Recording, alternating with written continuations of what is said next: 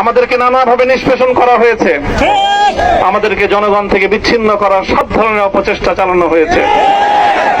আমি আজ এই মুহূর্তে আমার এই মুক্তি উপলক্ষে আমি বলতে চাই, আমাদের উপর জুলুম করা হয়েছে, এটাকে আমরা সহ্য করে নিলাম। আমাদের ভাইদেরকে হত্যা করা হয়েছে, সেটাও সহ্য করে নিলাম। আমরা আমার সন্তানের লাশ কাঁধে তুলে নিয়েছি, সেটাকেও আমি হাসি মুখে বরণ করে নিলাম।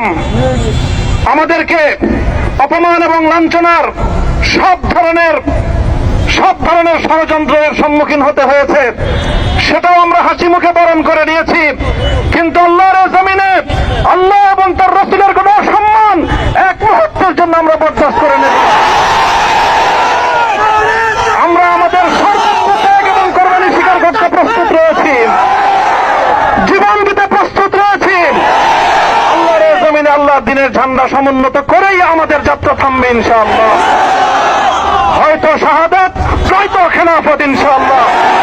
আল্লাহর জমিনে খেলাফত প্রতিষ্ঠার যে আওয়াজ আজ পৃথিবীর দিকে দিকে উচ্চারিত হচ্ছে, সে আওয়াজ বাংলার জমিনে খেলাফতের এই আন্দোলনকে চূড়ান্ত গন্তব্যে পৌঁছাবে ইনশাআল্লাহ।